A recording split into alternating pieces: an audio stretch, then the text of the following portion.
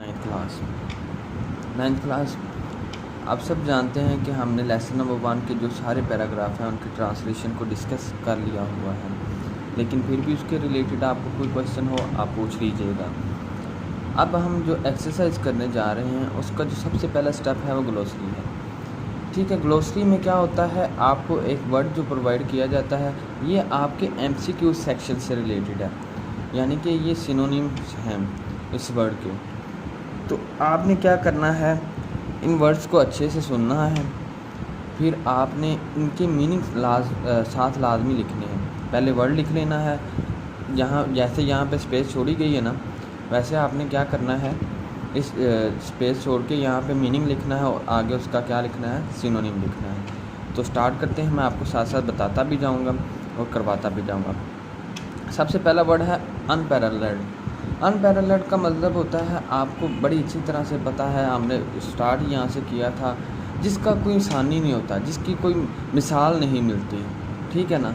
उसका जो सिनोनिम है वो क्या है हमारे पास, अनमैच्ड, ठीक है। ड्यून्स कहते हैं टीले को, ऐसा ऊंचे ऊंचे टीले बन जाते हैं किसी एक चीज़ के इकट्ठे होने की वजह से। तो सैंडी हिल्स यानी रेत की छोटी छोटी चट्टानें या बड़ी बड़ी चट्टानें।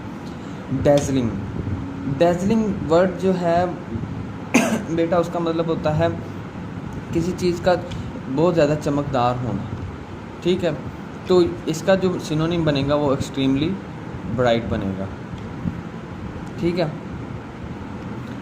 देन आपके पास आता है ट्रॉपिकल।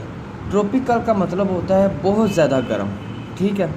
तो आपने इसका जो सिनोनिम है वो आपके सामने है, वेरी हॉट। एलोकेंस, एलोकेंस हमने पढ़ा था, इसका मतलब होता है किसी का शीरीं कलाम होना, कि कोई कितना खुश गुफ्तार है। हम आम रूटीन में भी कहते हैं कि इसकी ज़ुबान बड़ी मीठी है, तो ये वो वाला शीरीं ज़ुबान है, ठीक है। इसका जो है एलोकेंस का फ्लुएंट आएगा। प्रोमोलगेशन, प्रोमोलगेशन का मतलब होता है ऐलान करना, ठीक है। तो ये ऐलान से निकला है। एडवेंट का मतलब होता है किसी चीज़ का किस चीज़ को फैलाना है, ठीक है। डिस्पेंसेशन, डिस्पेंसेशन का मतलब होता है किसी चीज़ को फैलाना, ठीक है। तो इसका जो सिनोनिम है, स्प्रेडिंग ऑफ मैसेज, ठीक है। वर्ज, वर्ज का मतलब होता है बच्चे किनारा, ठीक है। किनारे का जो सिनोनिम आएगा वो क्या आएगा, एज। एज भी किसको कहते हैं, किनारे को। तो फिर क्या उसके बाद आता है हमारे पास चॉज। चॉज का मतलब होता है तबाही, ठीक है। कन्फ्यूजन, कन्फ्यूजन का मतलब भी उससे रिलेटेड ही है, तबाही। क्रम्बल, क्रम्बल का मतलब होता है किसी चीज़ को टुकड़े टुकड़े कर देना, ठीक है, पीसीज में कन्वर्ट कर देना। इसका जो हमारे पास आएगा सिनोनिम वो आएगा break into pieces. Solitude, solitude का मतलब बच्चों आपको पता होना चाहिए, तन्हाई को कहते हैं, ठीक है, जिसे हम मराकबा कहते हैं ना, तन्हाई। इसका मतलब आएगा the state of being alone, अकेले होने की जो हम कहते हैं ना सिचुएशन को, वो क्या होता है, सोलिट्यूड। सॉरी। मेडिटेशन, मेडिटेशन का मतलब क्या होता है बच्चों, किसी चीज़ के बारे में गौर व फिक्र करना। गौर व फिक्र कब हम करते हैं, जब हम किसी चीज़ के बारे में डीपली साइलेंस होके ना सोच रहे होते हैं, तो उस चीज़ को कहते हैं गौर व फिक्र। तो इसका जो हमारे पास आएगा सिनोनिम वो आएगा थिंकिंग डीपली इन साइलेंस।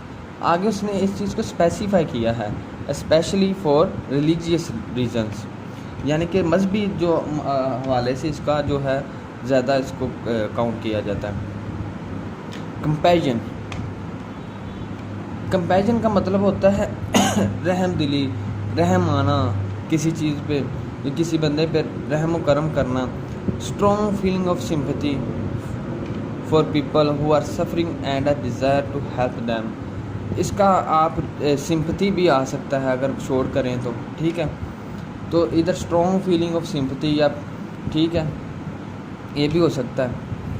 तो उन लोगों के लिए सिंपैथी जो कि क्या कर रहे होते हैं, जिन पे हमें रहम और करम आ जाता है उनको देख के, ऐसी हालत उनकी होती है। इरेडिकेट, इरेडिकेट का मतलब बच्चों होता है किसी चीज़ को जड़ से उखाड़ देना, ठीक है। तो अब इसका जो सिनोनिम है वो रिमूव है। आज हमने ये हाफ़ कर लेने हैं, हाफ़ जो है हम अगले लेक्चर में कर लेंगे। ये आपके लिए आसानी पैदा कर रहे हैं, आप इनको साथ साथ लिखें अपनी नोटबुक पे, मीनिंग भी लिखें, फिर इसका सिनोनिम लिखें, ताकि आप जब भी देखें आपको पता हो इस वर्ड का मीनिंग क्या है और इसका सिनोनिम क्या बन रहा है, ठीक है। फिर भी आपको किसी चीज़ की समझ नहीं आ रही, मुझसे कांटेक्ट किया करें। अल्लाह हाफ़िज़ नासिर।